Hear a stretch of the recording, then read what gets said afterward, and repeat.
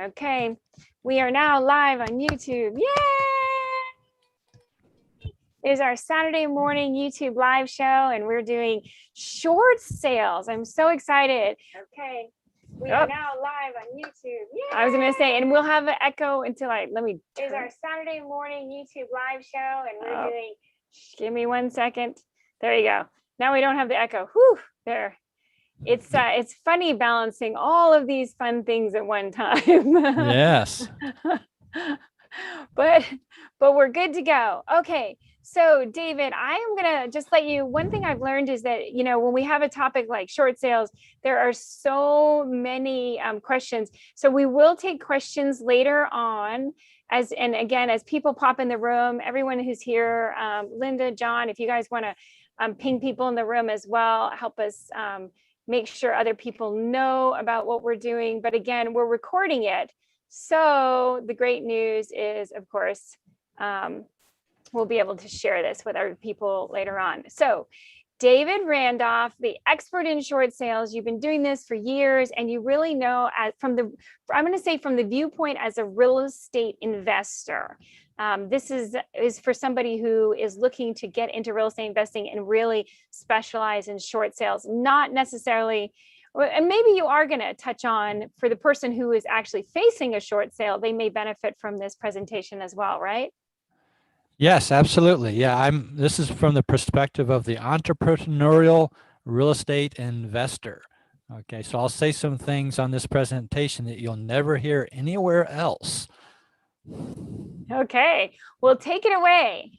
Okay, well, welcome everybody. My name's David Randolph. I've kind of pulled up an impromptu presentation for this. It won't fit into our time slot that we have. So, you can feel free to contact me and I'll send you the slides.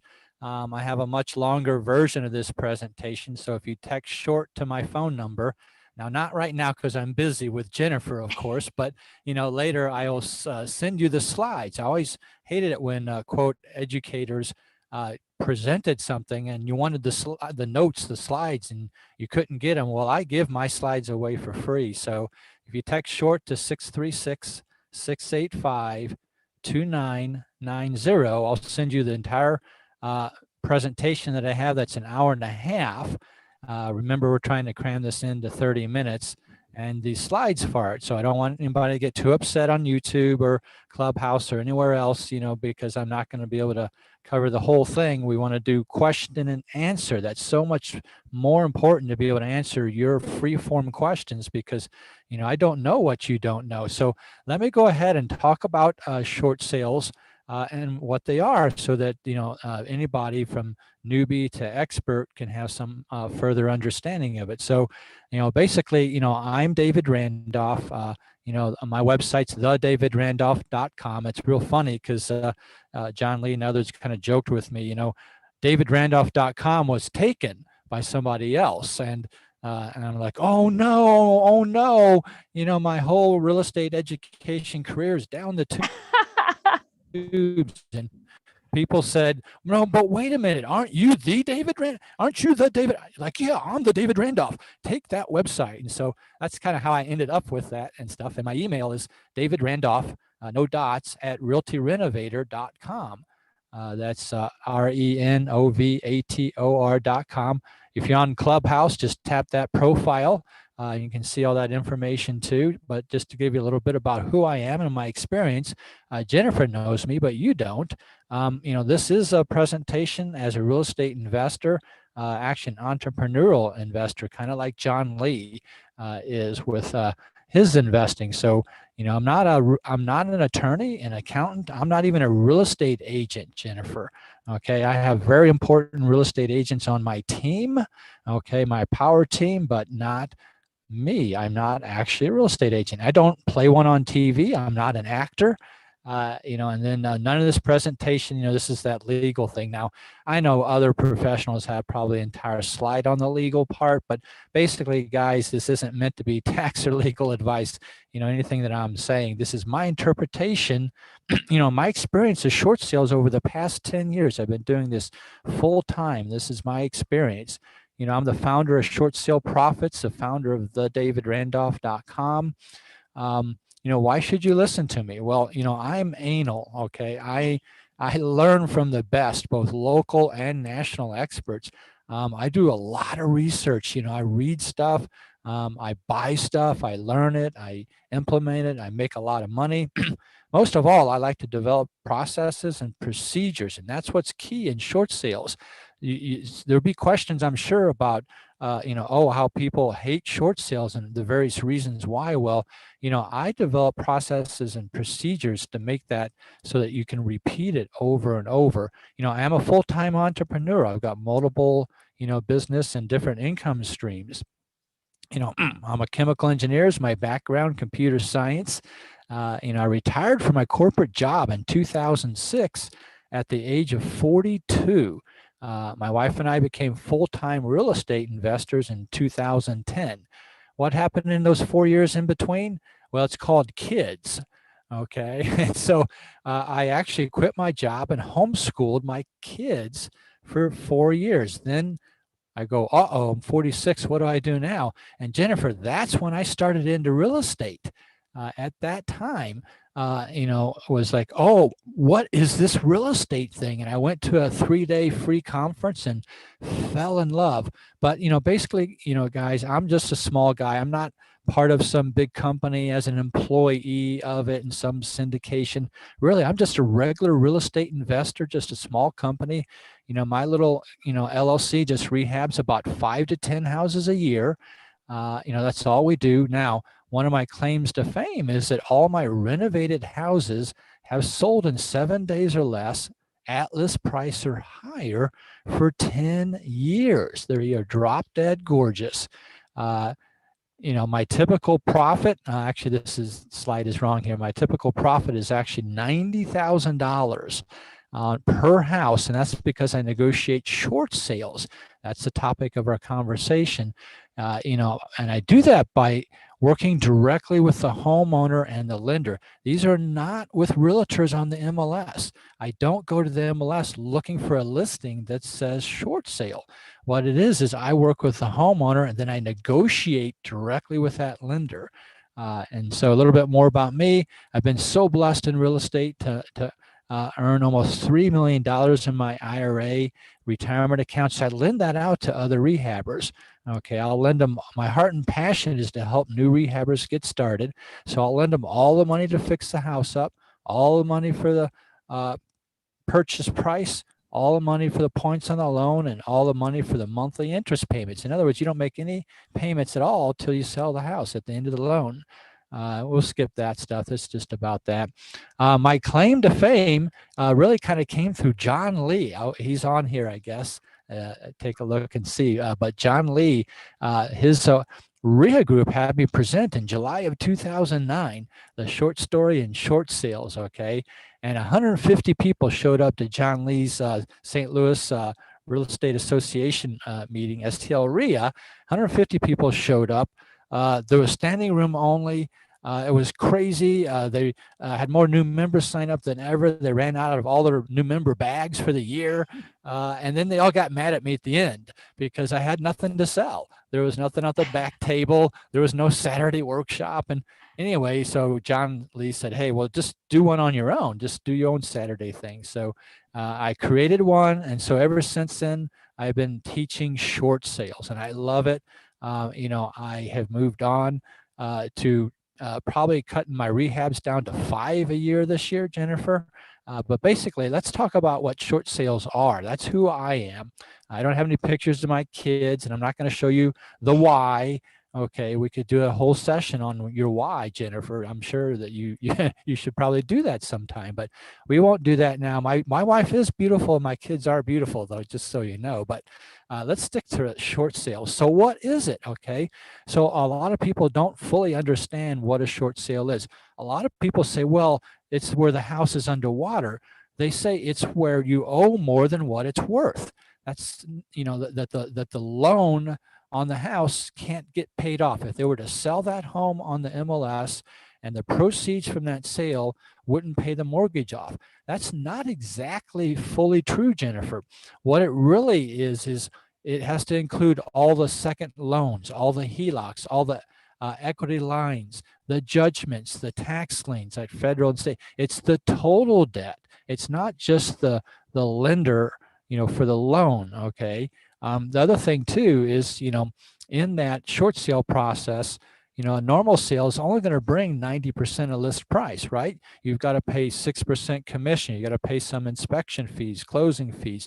So, you say, well, my loan is 200,000, but you can't list your house for 200. You won't get that much money to pay it off. So a lot of people, get themselves in trouble where they owe more than what it's worth.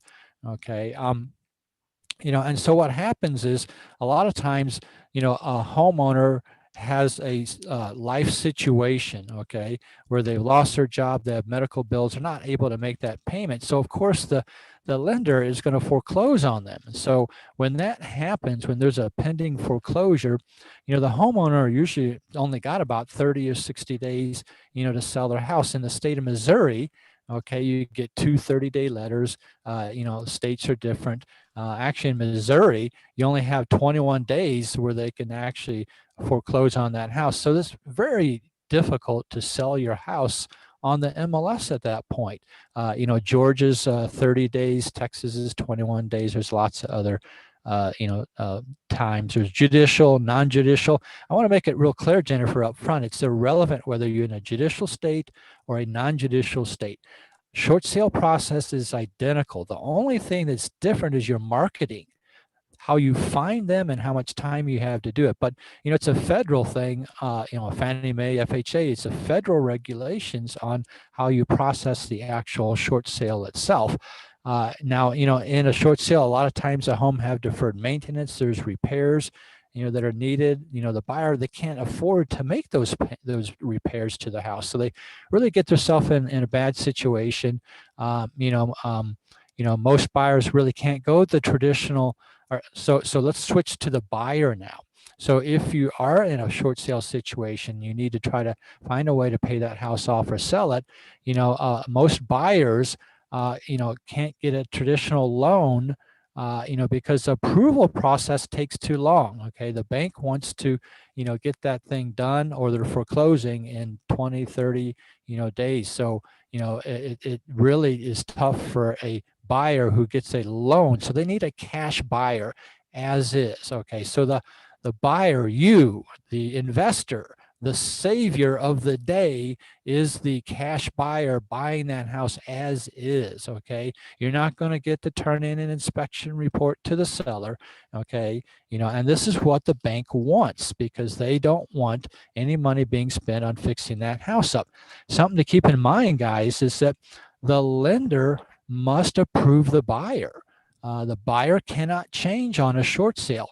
And it was funny, in the old cowboy days of 2009, 2010, 2008, when I started doing this, the wild cowboy days, the bank would not approve an LLC. That was crazy. Matter of fact, we found the best one they would approve was a single mother.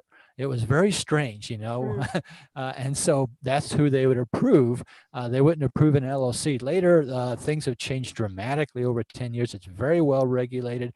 The banks recognize and they desire an LLC to buy it, because they figured out we can fix that house up and then we can sell it, and then they can lend out to that to somebody else. The buyer cannot be related to the seller. It's very important. Matter of fact, all parties involved can't be related to each other. Now, the banks really are concerned about the seller not being related to anybody. The seller can't live in the house after you buy it. The seller cannot rent the house out after you buy it. That's very important. Okay. Now, probably could skip some of this stuff here, but these are just some things. Text short to my phone number, and I'll send you these slides, because we won't be able to go through all of them. And these are just some things on what you need to do in a short sale to be successful. But, if you just text short to 636-685-2990, or, tap my profile if you're on Clubhouse. But basically, what people need to know, Jennifer, is in a short sale, the lender is going to put a deed restriction. So you can't sell that house for 30 days for any price. at all, not even $1. It's very un-American, I think, if you ask me, but they get away with it. And you can't sell the house within 90 days for any more than 20%. So keep that in mind when you're getting involved with short sales. If you're getting a short sale with a Fannie Mae loan, something that's not an FHA loan, there's the possibility that there's that deed restriction. So watch out for that. Don't think that, for all of our wholesalers on this call in real estate, you can't just wholesale it. Now, actually, I can, but that's another topic because I know how to do these in a land trust, and that's something that we could talk about also. But the general person is going to be stuck with this deed restriction. Now, these are just real quickly. There are a set of documents that will have to be given to the bank, and it kind of goes in 2 or 3 major sections. One's called an RMA. The bank has a request for mortgage assistance document that you fill out, and it requires you to turn in certain kinds of documents. And we can go through that in the Q&A session later. I'll skip it for now. But then we have another section called what I call the realtor documents. That's things like a listing agreement, a special sales contract. It's a shorter form wherever you're at in your city. You've got usually a long form and short form. You want the as-is purchase contract, a short sale rider, but importantly are the contractor estimate, some comps, a letter of explanation. There's a lot to that, but that gives you an idea that there's some paperwork involved. But when you know what it is in detail, it's super simple to do. Now, here's a key. The bank is a 600-pound gorilla, okay? And they are going to determine what they want for the house. They will send out a realtor or an appraiser to the home and do what's called a broker price opinion, BPO. That means that's a realtor getting paid very little money to do something. It's terrible. And boy, in 2009 and 10, as you know, Jennifer, realtors were scraping by doing as many BPOs as they could for $35 and $50 just to survive back then. But FHA requires a full appraisal. Just keep that in mind. And I was going to say, and I definitely, once we get past the 30 minutes and we go into questions, I want to go into detail because I have experience with BPOs and really want to go into the differences with some examples of the difference between a BPO and a full appraisal, because they are very different. And yet, again, we start to talk in our jargon and often people don't understand. So I want to make sure that we explain that. And we will, I'm writing down questions as you go along too, so that we've got lots of questions that we definitely want to flesh out, but definitely there is a difference and we want to highlight those differences so that people don't get confused. So yes. Thank you. Yep. Okay, great. And I'm not able to see any kind of chat questions anywhere. So you'll have to monitor any of those with it and stuff. So, but anyway, so yeah, the 600-pound gorilla, the bank, they're going to tell you, what you have to pay for that house. So like the one, well, I'm going to show just a few examples of some houses, quick case studies and give you an idea. Like I said, maybe I didn't say this, Jennifer, but I make $50,000 to $150,000 profit on each house. And these are $250,000 houses. And that's in St. Louis, Missouri. I've got students in like 9 states.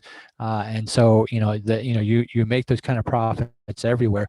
But the result after they do this broker price opinion or the full appraisal is they tell you that I have to make $50,000 to $150,000 profit. They tell me the price. They say, if you want this house, you've got to pay $29,600. And then I sold it for $275,000. But they tell you, okay, and what that results in is this thing called an approval letter. You'll get this very magical approval letter, if you will, that states all these conditions on it. And basically, they're going to give you about 30 days to close on it. So it's going to take you 3 months, 6 months, maybe even 9 months to reach that point. Okay, from when you start to help the homeowner out to stop the foreclosure date, so you can then process the short sale with the bank, to do the appraisal, to do a few negotiations, you'll result in an approval letter that lets you go to a title company and close on it like a normal transaction. It's just that the payoff letter from the bank is now at a very small number instead of the $200,000 they were owed on that $29,000 house on it and stuff. But so what is it? So basically, just go through these real quick. The lender is going to negotiate the sales price of the house. There's going to be a listing agent and a short sale processor. So I'm teaching you today how to be that short sale processor, to be that buyer, the buyer entity. Okay. It's very important for all parties involved to be unrelated on paper. So that's another discussion. We have people on Clubhouse who are very well versed in on paper. They'll know her thought just went through her head. David is saying David Randolph, comma manager, David Randolph, comma president, David Randolph, comma this. Okay, so I know Linda's going, yes, David, you're exactly right. Okay, she's our tax or accountant, attorney, or accountant person, and that's really important, to be unrelated on paper. But your role will be as a short sale processor. You will have a listing agent on your team who will do the listing. Now, in the old days, Jennifer, I didn't actually use a realtor. I've got a series of documents I gave the bank where actually, at the end they said, okay, you know what, we don't need a listing agent. But today I'm old and I don't want to go to that trouble. And so I'd rather just pay a realtor to let me do all the paperwork, give it to them, and they post it up on the MLS and stuff. So why do you do them? Look, people need to understand that the bank's going to foreclose on that house unless they get paid in full. They're not going to stop. They're unrelenting. They will take it to foreclosure. Okay. And the borrower in most states, except for Arizona, will have a deficiency. They'll owe the balance that's not recovered by the bank. And instead, if they do a short sale, there's no foreclosure and they can get maybe a $3,000 check at closing from the bank, not from you. Never, ever, ever pay the seller, the homeowner, any money from you at all. That's fraud. They don't do that. The bank will pay them, and the borrower, if they have a foreclosure, they're going to have over a 300-point hit on their credit score. It's going to be there for 5 to 7 years. The borrower might have to file bankruptcy. That's going to hurt them for 5 years. Okay. And so so basically, one thing, David, let me interrupt you here for one thing, because I think it's really important, and you didn't put it on the slide and you didn't say it, but one of the purposes here, obviously, this is a real estate investing strategy, but also as you're going through all these things, you are also finding a way to help somebody who has gotten themselves in a situation, and you're right looking there at a way to really solve a problem. Because I think so often, we glaze through that and we don't think about how important that is to help someone. So I want you to continue in a minute, but if you don't mind, would you just share, we can go well past our 30 minutes, don't worry, but I just want to make sure that would you share a story of how you've helped somebody who is in a situation with a short sale? Because I know your heart and I know how valuable it is to you that you are actually helping people with this process. You're not just one of those people looking to get rich off of someone else's pain and misery. Will you share a story?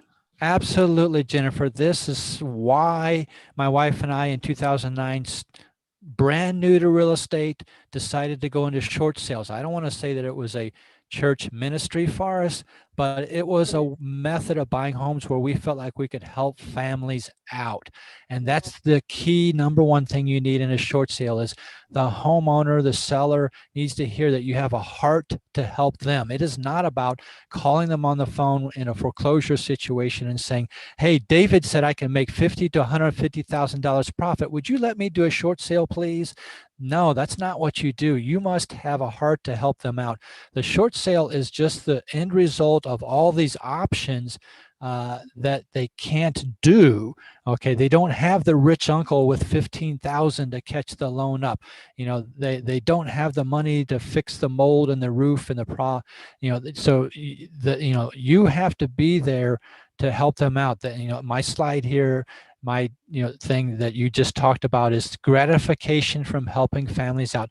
They cry at the closing table with relief because this burden has been lifted from them. The bank's been hounding them for sometimes months and months. and they don't know what to do. They can't sell their house. They won't get the money for it. And then you step in and find a solution. And I will tell you that 80% of the time, it's a short sale for them because that is their only particular option. They cry at the closing table.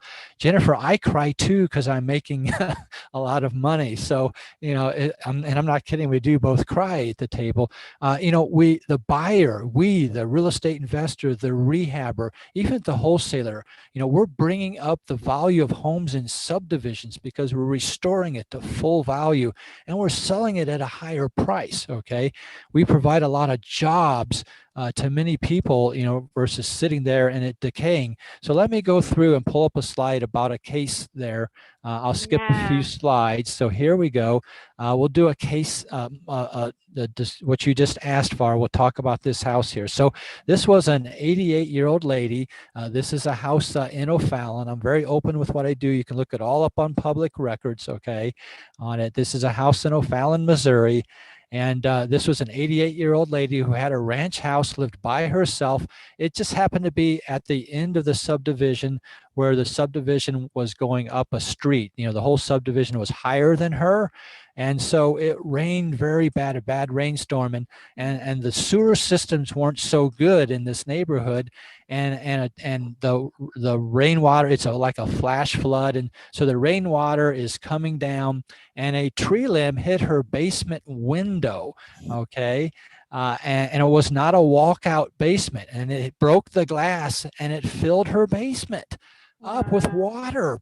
And so she heard this noise and she went over in the kitchen and started to go downstairs to hear the noise and stepped in water on the first step. Her basement was full and it was a terrible situation. And, the bank, basically, the bank said to her, well, you need to file for insurance. Okay. They wouldn't do anything to help her. And so she couldn't make her payments because she couldn't fix the house. Insurance said, well, you don't have flood insurance, so you're out of luck. So the house molded. She had to move out. The city condemned it. And here she is arguing with the insurance company and her lender, and neither one would do anything, for her. She didn't have the huge amounts of money needed. I bought the house and put $71,000 into it. She didn't have that kind of money. She didn't have flood insurance. And so, I stepped in and said to the bank, look, here's the regulations. Okay. Here's the statement. So basically, I applied knowing what the short sale regulations and rules were. Okay. And stepped into that case and was able to force the bank into doing a short sale. Okay. So just real quickly, as an example, I don't want to do hardly any examples in our 30 minutes, but to give you a perspective, since we're talking about this lady, I was successful. I put 71,000 and I fixed it up. I sold the house in 2 days, had 6 offers. I listed it for $184,900. It sold for $205,000. Like I said, all my houses have sold in 7 days or less at list price or higher for 10 years. I put them up at a fair price. And then people bid them over, and that's kind of not my fault. But anyway, and this is 2015. This is before the crazy stuff. My houses have sold like this for 10 years. So this current market doesn't mean anything to me. I've always said, just is there one buyer left? That's all I need. I don't care what the market is. I need one buyer. But I sold it for $205,000. Okay. So what do y'all think that I paid for it? I sold it for $205,000. I put 70 in it. So I had to pay less than 130, right? Because I wouldn't make any money. But what do you think I paid for it? Any guesses out there? Throw it in the chat box and the YouTube chat box or whatever. But well, Jennifer, what do you think I paid for the house? Less than 130. So what about maybe 50,000? Did you pay 50,000? Woo, that's good. Most people say 120,000 because that's Mayo formula, maximum allowable offer. So a lot of them will say 120. But Jennifer, you are the true real estate investor, okay, for years, and I like your style, okay. But here's the problem: you're way too high. Wow, okay. 33,900. Made $99,600 on that house, okay. With it and stuff. Anyway, so I could go through many, many more examples. We will not take the time to do that, okay, and stuff. So I'll just try to fly through some of these. There's many, many examples out there. I'm very open in what I do and everything. So now we'll just do maybe one quick one for our wholesalers who say, David, I don't put 70,000 into a house to rehab it. And it's like, okay, fine. If you don't want to do that, then here's an example of a quick wholesale one. The story is that there was a $88,000 federal tax lien on this house. Okay, and so they had some situations, not getting into that too much with it, but I was able to remove that. Okay, it can get removed from the house. People don't know that. Okay, and so this was a house that I put $2,200 in it. That I fixed a squeaky floor, and I had to pay a little bit of utilities, but essentially I wholesaled it. I didn't really do anything. I sold it for $240,000. Okay, didn't do anything in it. It was a cash offer. I could have got more, but I just basically wholesaled it for a cash offer. Okay, so what do you think that I paid for that? I sold it for $240. So I I'm going to guess 100,000. 158. I made $80,000 wholesale, but very good. You got the right attitude. But so most people wholesale houses for $5, $10, $1,000. All my wholesales are 80,000. Most of my rehabs are 150,000. But so this is a combination of two different things, though, because it's a short sale, but it was also a wholesale. So yes. Right. Realizing that you can, for those of us who are real estate investors, we're talking about all sorts of different strategies. And one thing that often people forget is that you can actually combine strategies, just like you were saying, with short selling, and then not necessarily having to short sale and rehab and then resell. You can also get a short sale. You get a hold of it, you get control of it, and then of course you can wholesale it to another real estate investor. So one question I'm going to ask you before you go on to this is so for you, how do you find the cash buyer, the next person? Where is that located for you? Do you keep your own list of real estate investors and people who would be interested? Yes, but that's the thing that people need to understand in a short sale. You need to buy the house. You need to have cash. And so you need to take ownership because they have approved the buyer and the buyer cannot change. Okay, now that house I paid $33,900 for and sold for $205. Do you think it was very hard to, for me to find the money to borrow? Because let me rephrase the cash. All real estate contracts allow you to get a loan. Okay, so even though you say on the contract you're buying cash, when you come to closing on a short sale, you can have a lender on that. Okay, so do you think it was very hard for me to get a loan for $33,900? It was really easy. Now, I happen to have $33,900 laying around because I've been doing short sales a lot. But quite honestly, Jennifer, I still do put a private lender on my houses, and that's a real estate strategy that is another topic. But because I don't use my own cash, I want it ready to go in the bank at all times with it and stuff. But you can get a loan on a short sale to be able to do that and stuff. But that's a very good question. Now, that's why another reason why I really just only do 5 to 10 a year, because I'm rehabbing. That's a lot of work to rehab 10 houses a year. If I were to wholesale all my short sales, I could do a lot more short sales. It's just that I like to rehab, or at least I did until I started teaching people short sales. Now I'm cutting my rehabs down to 5 a year because I've got students all over the United States, and I love teaching them and stuff. And so there is one important document people need to have to do that. Okay, and it lets you take control of the bank. So it's very important for people to understand that the seller has to authorize them, and then you're able to take over the entire thing with the bank, and that takes the burden off of the seller. The bank quits calling the seller, yelling at him for not making payments. You step in as an agent, not a realtor, not a real estate agent, but rather as a short sale processor agent. You deal with the bank. The bank loves you, okay, and stuff. And so if you text the word short to my phone number, tap the profile, whatever, I can send you that document. So anyway, I got, like I said, I can't go through all this, but this is a little bit on marketing. Okay. How you find them, just real quickly. What's important, Jennifer, is that in all United States, they have to post the legal description and the name and address of the person in a legal newspaper in the county where the house is located. I'm not talking about, www foreclosure me, catch me, send me this.com websites. I'm talking about the county that you have the property in has what's called a legal newspaper. It's where they post government contracts, divorces, lawsuits, and foreclosures. And that's where you find these people, is in that county newspaper. So we target those people, okay? They're desperate because they're going to lose the house. They're willing to provide anything to help you stop the foreclosure. They could, they've had plenty of time to try to find a buyer, to try to sell their home. They haven't been able to do it.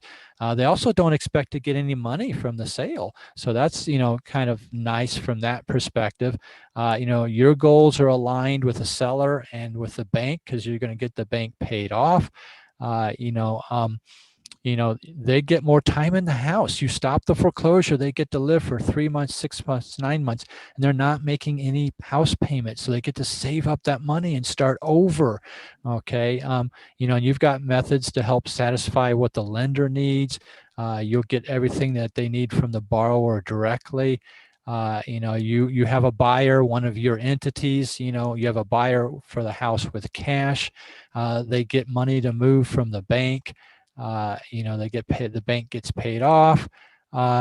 We probably don't have time to go through how to do this. Probably, this might be a good point. I'll just fly through these. We don't really have time to go through that. Go ahead. Would you share one of those examples? I saw you have a website. What was the one Sure. website? Oh, absolutely. Yeah. In the bigger presentation, I go through about 8 slides of how to log on, how to get it, and how to find them. Okay. We don't have time to go through all that, but in St. Louis, Missouri, okay, it's called MissouriLawyersMedia.com. You go to, MOLAW, well, MOLawyersmedia.com. Go to that website. Spell lawyers right. Yeah, how do you spell lawyers? LAWYERS. Go there for St. Louis and surrounding area, like that. And then on that website, you'll be able to see where they have trustee sales. And so you would go to that.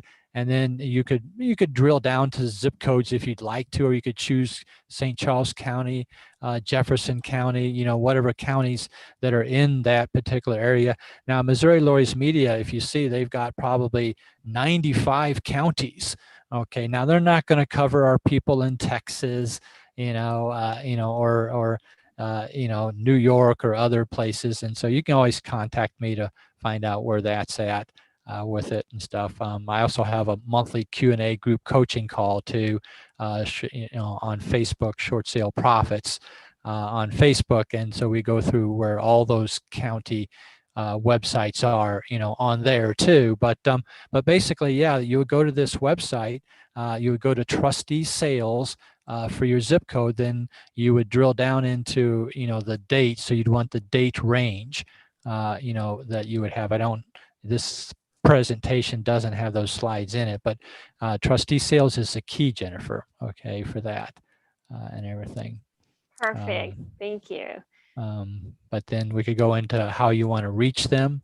I don't know how much more you want to go into without, having time for Q&A or anything like that. Yeah, I was going to say, anyone who's in the audience, feel free to start raising your hand if you're in Clubhouse. And I've gotten a couple comments on YouTube. I have a couple questions, but I wanted you to go ahead and just a little bit more about finding them. I love this slide that you have up, about mailing a letter, different things that you can do to find that. Right.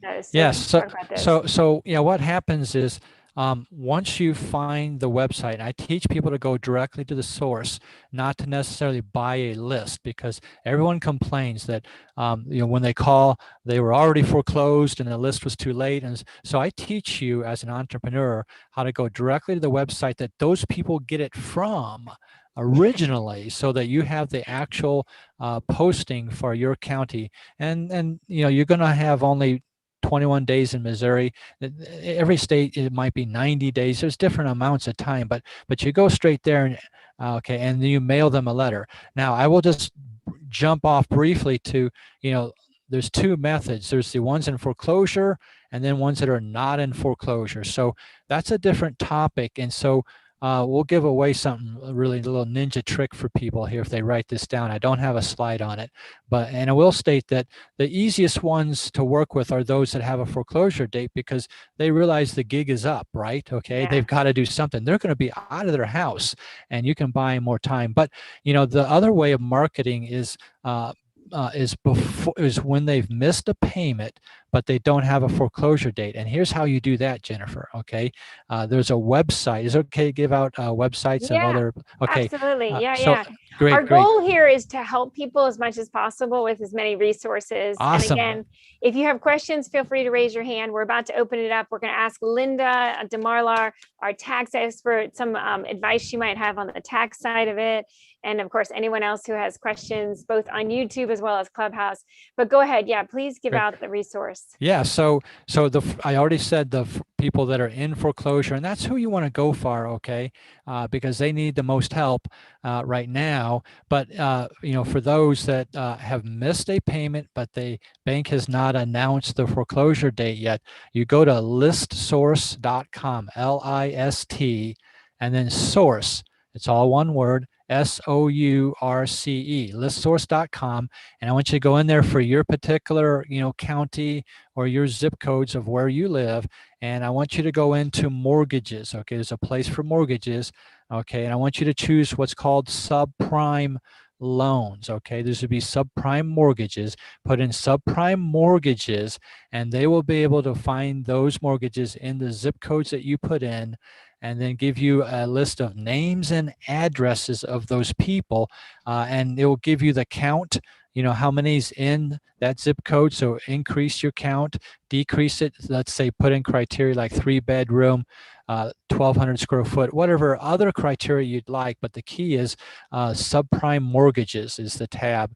And if you have any trouble, just contact me, and I'll show you how to do it. I think I even have a little video on it somewhere, but I know I've got that in my private Facebook group, Short Sale Profits. But you basically will put that criteria in, and then you can buy. You do have to purchase that. You can get about 1,000 names for only about $250. Okay, and maybe a lot of money, so buy 100 names, but get a list of those people. Now, keep in mind, they're going to have their head stuck in the sand, so you're going to have to mail 5 times as many letters as you would with the foreclosure people. But in all cases, Jennifer, yes, what we're talking about is you mail them a letter.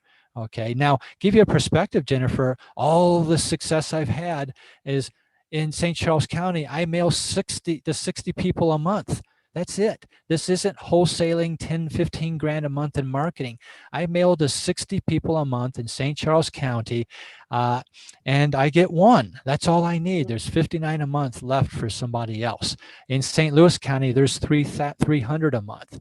Now that's pre-pandemic. Today, there's 1,500 a month due to the CARES Act and forbearance and stuff. But anyway, you mail them a letter, and you say certain things on it, and you wait for them to call you, and basically, you're there to help them.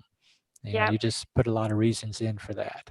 I think that's the big thing I wanted as a big takeaway, is that this is about figuring out a way to be a win-win-win, because you're solving solutions. And again, for those who, when you don't understand something, it can seem so confusing and so overwhelming. And one thing I've learned in 20 plus years of real estate investing as well is that so often there is the emotion of shame or embarrassment when someone is facing a short sale or foreclosure, or just the fact that they don't know, the uncertainty has risen so much now with the pandemic, even more, that I think that, now we're going to see even more and more people who are feeling overwhelmed and feeling incredibly emotional and upset about finances that we've never seen before. And I just think that now, as you said in the beginning, it feels more like a mission of helping others. And, it's really important as a real estate investor to always be thinking about it in that mindset and that viewpoint of how to do that. So I'm grateful again, David. Oh, wow. Thank you so much for being here and doing this. I want to make sure, of course, I always try to make this fully just 1 hour so that we don't take too much of anyone's time.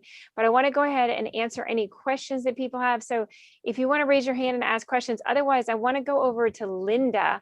Linda DeMarlar is our tax expert, and we just love, love, love having her when she's in here, and she gives us some tax advice. So what are things that people should be considering on both sides of it, as the real estate investor, but also as the homeowner who's going through a short sale? Because as David had alluded to earlier, a lot of times they still owe the money that was shorted on a short sale. So Linda, what do you have to tell us? Okay, well, Congress tries to protect people that are in such a sad situation. And there are some laws where they can exclude some of the acts. They do have an actual gain, many of these people. I know it doesn't sound possible that you can have a gain when you're selling your house at below fair market value, but if, just as an example, you might say somebody bought a house for a couple $100,000, and then the market went up, and then they refinanced it, they took some money out. Maybe they put the money back into the house, or maybe they used it to pay off car loans or credit card bills, or many times people take out loans on their homes to pay for their children's tuition in college and things like that. But in any case, then they get themselves into the situation where the market has dropped, or they've, just like was mentioned before by David, that they have a medical situation, or they've lost their jobs. All kinds of bad things can happen to people, unfortunately. So sad. And then they have to sell the house. Okay, now what happens? They owe more money to the bank than what the house could be sold for. And that's why it's called a short sale, because you're selling it for less than the amount that you owe on it. Now, that money that the bank doesn't come after you for, that's considered forgiven. And when you have a debt that's forgiven, it's taxable. And many people say, wow, this is the worst of the worst of the worst. I'm losing my house, I'm losing my home, and I'm losing whatever equity they might have had in it when they made the down payment. But the government looks at it from a different point of view. They say, well, when you bought this house, you got a mortgage to help you buy it. And you didn't have to pay any taxes on that mortgage. It wasn't income to you, because it's assumed you'll pay it back. But then when you don't pay it back, guess what? It becomes income. And unfortunately, I've seen people who've received the 1099 from the bank saying they now have to recapture this income and pay taxes on, 50,000, 100,000. A few years ago, the numbers were staggering sometimes. Now they're not quite so bad. But in any case, David's coming in and he's helping these people to get out from under this horrible mess. And yes, I know what he talks about when he said that people sometimes cry at the settlement because they're so happy to be relieved of this horrible financial burden. So he's actually doing them a favor in so many ways. But in any case, then they don't even realize that later on they're going to get a notice from the a notice from the bank, which is also a copy sent to the IRS saying that now you have to pay tax on that money. Well, the good news is that if it's their home, there's a certain amount. At one time it was 2 million. I think they've reduced it now to 750,000. So this helps people. This helps most of the people. I mean, if you have somebody whose debt forgiveness is more than 750,000, well, good grief. Maybe they shouldn't have taken all that money out of the house to begin with. Although you can't fault them for having a medical emergency or losing their jobs. But there is a way around it. Now, of course, you have to fill out a special tax form. It's called a 982. and it's got special lines on it. If you fill it out properly, and it was your own home, there's a pretty good chance you'll be able to get out of some of the taxes. But it's one of these things like, don't try to do it on your own. You'll need help from an expert, somebody who knows how to get you out of this debt forgiveness or get you into the debt forgiveness. But in any case, just be aware that it might not all be all bad news. In other words, you might not have to pay any taxes on the amount of the short sale, that at least the amount of the debt that's been forgiven. I hope that sort of makes sense. David's probably very familiar with how this works. Of course, he's dealing from the other side of it because he's the new owner, so he doesn't pick up any tax obligation. Other than David, of course, you have a wonderful tax obligation, because when you sell the house finally, you have a fabulous gain on which to pay tax. But I congratulate you for that. You know, they always say you never go broke paying tax on a gain. But actually you can if it's in a short sale, if you're the seller of the house. But David's on the other side of the deal where he's making a profit, and of course he's got the funds to pay the tax on the profit. In any case, this is Linda, over and out. Thank you, Linda. And that was my point, is I just wanted to make that so often people don't realize that there are tax implications for the home owner who is in the short sale, but also, you know, as a real estate investor, of course, every time you make money, you have tax implications too. But I always want to make sure we cover that topic. And then John Lee, I saw you had unmuted yourself. Did you have something you wanted to share or ask?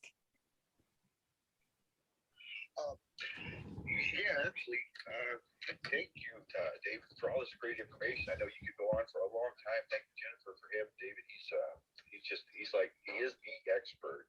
You know, you're in St. Louis, you ever get a chance to see him live, I would do it. Otherwise, I just had a quick question, David. I just wondered on the attitude of the bank, has that changed over the last couple of years? And do you see them maybe changing as we go forward to what their process is? So thank you, I'm John. Yes, John. You know, it was the wild cowboy days, you know, back in 2009 and 10. That's why so many people got out of short sales, because the bank would just willy-nilly change what they wanted. But from, you know, 2013 on, 15, 17, 19, if you knew those steps like I do, and you know, and have a procedure and can repeat that, it was like, you know, this little, you know, Ocean's 11 movie, you know, the Oriental guy going through the laser beams to get to the vault of jewels. You know, it is a process that is very well regulated with the banks currently, you know, 2019, 18, 17, and they're really very simple to do, and nobody knows that because they quit doing them. Now what's going to change, you know, John and Jennifer, is that the whole CARES Act forbearance ends to July 31st, 2021. Forbearance ends, foreclosures will start. There's no ifs, ands, or buts. There's no extensions because the banks have been given since April of 2021 time to put in new processes and new procedures. And it's a 200-page document. I'm only halfway through it, but they are basically have a series of steps that they have to follow. It's taking the skeleton of what we've done in the past, but adding a few bells and whistles to it, because there are over 2 million people. There are 5 to 10 times as many, you know, foreclosures right now ready to happen than there was in 2019. It is 2009 all over, Jennifer. Okay, and it starts today, and the banks have a process. And I'll tell you it real quick for your audience. Okay, one, immediately tomorrow, okay, August 1st, so to speak, the next day, the banks can immediately start the foreclosure process on all vacant homes. They will go first. Okay, I've already been in on a CFPB webinar on this. Even though I'm a little guy, a little fly on the wall, they are starting the foreclosure process. Whatever your state is, it might be 21 days, 30 days, okay, wherever you're at. on vacant homes first immediately. The second wave, okay, is going to be all the homes that were 120 days late prior to the pandemic, prior to March of 2020. Those homes will be immediately foreclosed upon next, okay? After that, we could spend more time on this call, but that's it's happening immediately. And I happen to know that process has already started in July because I monitor this certain thing, and it went up 10x, the number that they're about to foreclose on, 10x. In July, where it was flat for the past 18 months. But the process is going to be, the same, documentation-wise process with a few other notifications that have to happen, and basically it'll be pretty much the same. But I think a little bit more towards the fact that the banks have to quickly do this because it's been 18 months already. This isn't letting the homeowner be in there for 30, 60, 90 days. That's occurred for 18 months. The banks need their money. Yeah, and I think this has been a conversation I feel like I've had over and over again is, what's about to happen. And as you just said, for those who are watching on YouTube, if you're watching this after the live show, then it'll be interesting. David, definitely want to have you back, not only for Clubhouse, but for the YouTube and Facebook and all the different ways to get information out there in September. I'd like to kind of have you back in about 6 weeks, and let's have a chat about, what's happening now, because it's changing, and I feel like it's changing really fast. And also, I mentioned, obviously, David, I'd love to have you come in and co-host when we have attorney Michelle Adams. I've known her for, gosh, I think we've known each other for about 20 years now. And she is an attorney in the Maryland area. So Washington, D.C., we call it the DMV, which is not the driver's license place. Washington, D.C., Maryland, and Virginia are affectionately called the DMV. And she's going to talk about it from a legal viewpoint and specifically the jurisdictions that she knows. She doesn't know it, quite frankly, as widely as you do, because she takes it from the legal side. And it's a little bit different of a process, which she does, because a lot of times she's actually hired by the homeowner herself. But very interesting conversation. And again, the viewpoint of how things are going to have changed. That's one of the reasons we want to have her near the end of August, right before, there's just going to be a lot of changes, a lot of changes. So definitely. She might be too busy to come in, Jennifer, because for her that's going to be a really peak time for all the result of the fact that forbearance has finally ended. Now those are judicial states, and what she's going to be saying is going to be so very important in a judicial state, because that means judicial means that the banks have to go through a court system to take the home back. In a non-judicial state, all they have to do is post their name and legal description for 30 days and they have the house. So judicial, so that's going to be, I will absolutely be there for that, because she's going to have so much important information on the legal process with it and stuff. So that'll be awesome. Well, thank you. And she also did say we will do a presentation. So for those of you who are watching on YouTube, she's actually going to do a presentation, which I just find sometimes the visual side of it is also very helpful. But we're going to stream to Clubhouse, because I like to make sure that we always are getting the information out as many places as possible. And so every Saturday morning from 8 a.m. to 9 a.m. Eastern time, which is earlier for many of my guests across the United States and Hawaii. I know it's much earlier, but it's live in Clubhouse, and we're doing live on YouTube. So you can go back and watch this. And as you know, David, I'm just so grateful. Thank you for being so generous and making this your mission to not only do things, number one, to help people, but also to help real estate investors, to really help people in that way. But also, I'm really grateful that you have decided to teach others and to share with your private Facebook group, with your coaching classes, all that stuff. And I'm going to remind people, if you text the word short to 636-685-2990, you can get a free video with all of the slides, including many, many more that we did not go through today because we just ran out of time. That hour, it's amazing how fast that hour goes by. Oh my gosh. Thank you, David, for being here. Thank you very much, Jennifer. I appreciate what you do and getting this out to the real estate community. You're an icon in the real estate community, and we thank you for your service and what you've done for many, many, I won't say how many years, you can say it, but thank you. Well, it is truly my pleasure. And I have that passion like you do to help others. And I know that one of the biggest things we can do is really educate others. And, empowering people, as that old saying goes, I want to empower people. I want to empower a fisherman to learn how to fish, how to do something rather than just handing them one fish. That's my one of my passions. And so, as you know, I'm going to ask John Lee and of course Linda as well if they'll unmute their mics. And David, I'll ask you. I love to end with our that celebration of yay. So I'm going to do the 3, 2, 1. Yay! Yay! Yay! There we go. We have stopped the recording and we are ending YouTube Live.